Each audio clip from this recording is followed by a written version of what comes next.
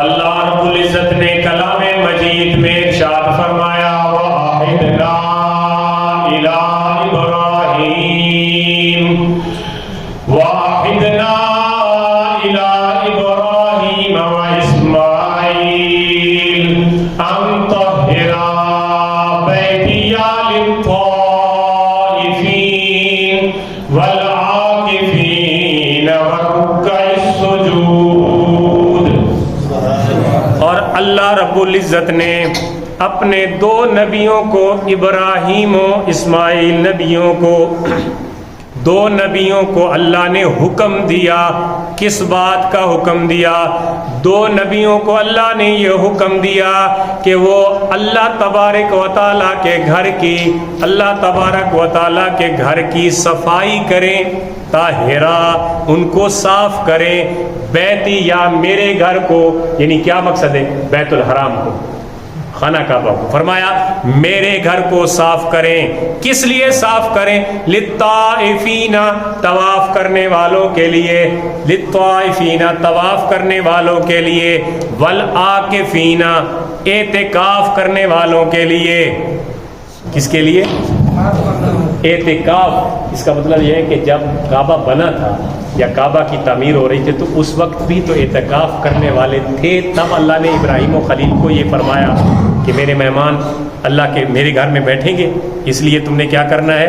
تم نے گھر کی صفائی کرنی ہے۔ انطہرا، تم دونوں نبیوں کو حکم ہے، مطلب مسجد کی صفائی کرنی، اللہ کے گھر کی صفائی کرنا، یہ انبیاء کی سنت اور طریقہ ہے، انبیاء کی سنت اور طریقہ ہے، اور صرف انبیاء کی سنت اور طریقہ ہی نہیں ہے بلکہ اللہ کا حکم اور آرڈر ہے۔ انطہرا بیتی للطائفین والعاکفین، طواف والوں کے لیے، اعتکاف والوں کے لیے، والرکع، رکوع کرنے والوں کے لیے، والسجود، اور سجدہ کرنے والوں کے لیے۔ رکع راکع کی جمع ہے اور سجود ساجد کی جمع ہے، یعنی جتنے رکوع کرنے والے، جتنے سجدہ کرنے والے، جتنے اعتکاف کرنے والے اور طواف کرنے والے میرے گھر میں آئیں تو اے میرے پیغمبروں، میرا گھر ان مہمانوں کے لیے صاف ستھرا ہونا چاہیے۔ مطلب یہ کہ اس دور میں بھی، اور حضرت ابراہیم اور ہمارے نبی جناب محمد مصطفیٰ صلی اللہ علیہ وسلم آپ کے دور میں کتنا فاصلہ ہے؟ تقریباً 4000 سال کا فاصلہ ہے۔ تو اس وقت بھی اعتکاف، تو اعتکاف بہت بڑی عبادت ہے۔ اعتکاف اللہ کے گھروں میں کیا جاتا ہے، مسجدوں میں کیا جاتا ہے، اور یہ اس کی 3 قسمیں، اعتکاف کی 3 قسمیں۔ ایک اعتکاف واجب ہے، ایک اعتکاف سنت مؤکدہ علی الکفایہ ہے، ایک اعتکاف نفل ہے۔ پہلی اعتکاف کی قسم جو واجب ہے وہ بندہ جو اعتکاف کرنے کی نظر مان لے کہ اللہ میرا فلاں مقصد پورا ہو تو میں تیرے گھر میں طواف کروں گا۔ اب یہ طواف کرنا اس بندے پر واجب ہے، لازم ہے۔ اور کتنا اعتکاف ہوگا؟ 1 دن کا۔ 1 دن شام کو بیٹھے گا، دوسرے دن شام کو اٹھ جائے گا، اس میں اس کا واجب جو اعتکاف ہے وہ پورا ہو جائے گا۔ اس میں اس کو روزہ رکھنا شرط ہے، وہ روزہ بھی رکھے گا اور اعتکاف بھی کرے گا۔ یہ واجب، نظر مانے کوئی منت مانے، چنگی نظرہ مننی چاہیے، یعنی بندہ کہے یا اللہ میرا فلاں کام ہو جائے میں تیرے گھر اعتکاف کرا تو سونی نظر ہے۔ جب بندہ کہے جی میں نہیں فلانے دربار سے پوری دیکھ چڑھاواں گا، وہ بہتر ہے کہ اللہ کے گھر میں کے اللہ کو مانگ لے دربارہ نہ مخالف کوئی لیا بھوگ نہ مخالف آ یہ بندہ کہے جی اور فلانے اتنے کر دیا آپ مجاور کے گھر پہنچ جائے، پہلے جیسے کہ امیر کبیر لوگ انفاق ہو کے چلے جائے۔ بھائی نظر مانیے نا، تو یہ مان کہ اللہ میرا فلاں کام پھنسا ہوا ہے، یا مجھے فلاں کام میں مشورہ طلب ہے، یا اللہ میرا یہ کام ہو جائے میں تیرے گھر میں 1 دن کا اعتکاف کروں۔ کام ہو جائے تو آ جائے اللہ کے گھر میں، بیٹھے روزہ بھی رکھے اعتکاف بھی کرے، اچھی بات ہے۔ دوسرا سنت مؤکدہ علی الکفایہ، یعنی ایسا کام جو نبی پاک صلی اللہ علیہ وسلم نے فرمایا ہے، لیکن یہ ایسا کام ہے، یہ واجب کے قریب ترین ہے، جس طرح کے جنازے کا مسئلہ ہے۔ جنازہ کیا ہے؟ فرض کفایہ، یہ سنت کفایہ ہے. یعنی اگر کوئی بندہ پورے محلے میں سے کوئی بندہ نہیں بیٹھتا اعتکاف تو پورا محلہ گناہ گار ہوگا. اسی طرح جیسے وہ پورے محلے میں سے کوئی ایک بھی جنازہ نہیں پڑھتا تو پورا محلہ گناہ گار ہوگا. اسی طرح یہ معاملہ بھی ہے کہ یہ کون سی قسم ہے؟ یہ 20 رمضان کو جو اعتکاف کیا جاتا ہے 10 دنوں کے لیے، یہ اس اعتکاف کی قسم ہے. اللہ کے محبوب 10 دنوں کا اعتکاف فرمایا کرتے تھے اور 20 دنوں کا بھی اعتکاف فرمایا کرتے تھے، بلکہ آپ سے پورا مہینہ بھی اعتکاف کرنا ثابت ہے. اور حدیث پاک وضاحت سے سمجھ لیں کہ حضرت ابو ہریرہ فرماتے ہیں قال کان یعرض علی النبی القرآن کل عام مرۃ فعرض علیہ مرتين فی العام الذی قبض. اللہ کے محبوب صلی اللہ علیہ وسلم پہ ہر سال قرآن ایک دفعہ جبرائیل امین اور حضور دور کرتے تھے. حافظ دور کرتے نا، ایک دوسرے کو سناتے پھر مصلی پڑھتے ہیں. تو نبی پاک صلی اللہ علیہ وسلم اور حضرت جبرائیل امین آپس میں دور فرمایا کرتے ہیں. ہر سال کتنی دفعہ؟ ایک دفعہ. ہر سال ایک دفعہ دور فرماتے تھے قرآن کریم کا جناب جبرائیل اور جناب محمد رسول اللہ صلی اللہ علیہ وسلم. لیکن ہوا کیا؟ فرمایا فَعُرِضَ عَلَيْهِ مَرَّتَيْنِ فِي الْعَامِ الَّذِي قُبِضَ وَكَانَ يَعْتَكِفُ كُلَّ عَامٍ عَشْرًا فَأُعْتِكَفَ عَشْرَيْنِ فِي الْعَامِ الَّذِي قُبِضَ. کہ اللہ کے محبوب ہر سال ایک دفعہ جبرائیل امین اور حضور قرآن کا دور کرتے تھے، لیکن جس سال حضور کا وصال ہونے والا تھا، ربیع الاول کو وصال ہوا، اس سے پہلے جو رمضان آیا اس سال جبرائیل امین اور حضور کے درمیان 2 مرتبہ قرآن کا دور ہوا. نبی کو تو پتا تھا نا میں نے اب اس دنیا میں اپنے صحابہ کے سامنے نہیں ہونا، تو اس سال 2 دفعہ قرآن یعنی رمضان اور اس کے آگے ربیع الاول آیا تو حضور کا وصال ہوا، تو اس رمضان میں 2 دفعہ دور ہوا تھا. اور پھر اسی طرح اللہ کے محبوب صلی اللہ علیہ وسلم ہر سال 10 دنوں کا اعتکاف فرماتے تھے. 10 دنوں کا رمضان کے آخری عشرے کا اعتکاف فرماتے تھے. لیکن جس سال آپ کا وصال ہوا اس سال آپ نے 20 دنوں کا اعتکاف فرمایا. کتنے دنوں کا؟ 20 دنوں کا. اس کا مطلب ہے اگر دل جان سہے، دل مانے، ذوق ہو تو بندہ 20 دنوں کا اعتکاف کر لے. 20 دنوں کا اعتکاف بھی سنت ہے، 10 دنوں کا اعتکاف بھی سنت ہے.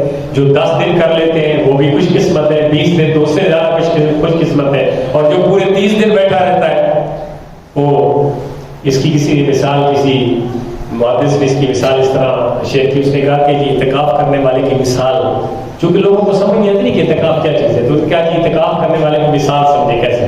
فرمایا اگر کوئی مانگنے والا ہے نا تو وہ پورا چک گھومتا ہے، صدا لگاتا ہے، اور اسے پتہ چل جائے کہ یہ گھر نمبردار کا ہے یا یہ گھر کسی بڑے کا ہے یا کسی M P M L A کا ہے. نمبردار تو خیر مطلب وہ ان کو پتا ہوتا ہے اور اس چیزوں کو وہ بڑا گھر ہے تو وہ دروازے پہ بیٹھ جاتا ہے. مانگنے والا گلی میں پھر وہ دروازے پہ بیٹھ جاتا ہے، بڑا گھر ہے کچھ نہ کچھ تو ملے گا تو جاؤ گا، لے کے ہی جاؤں گا، خالی نہیں جاؤں گا. بیٹھا رہتا ہے، اگر کوئی دھتکار بھی دے، کوئی آئے نہیں اندر سے پھر بھی بیٹھا رہتا ہے، انتظار میں ہوتا ہے کہ کچھ ملے گا تو جاؤں گا. فرمایا اسی طرح اعتکاف کرنے والا وہ فقیر ہوتا ہے جو اللہ کے دربار میں بیٹھا ہوتا ہے. سبحان اللہ. یہ تو دنیا دار کی مثال ہے نا، سکی اسے آتا ہے کچھ نہ کچھ دیتا ہے بندہ چلا جاتا ہے. فرمایا یہ اعتکاف والے کی مثال اسی فقیر کی طرح ہے جو کسی دولت مند دنیا دار کے دروازے پہ بیٹھ کے کچھ لے کے جاتا ہے اور اٹھ کے تب جاتا ہے جب کچھ لے لے. فرمایا اسی طرح مثال ہے معتکف کی، اعتکاف کرنے والے کی، کہ وہ اللہ کے دربار میں بیٹھا ہوتا ہے اور اللہ کے دروازے میں بیٹھا ہوتا ہے. اور اللہ کیا ہے؟ سخی ہے.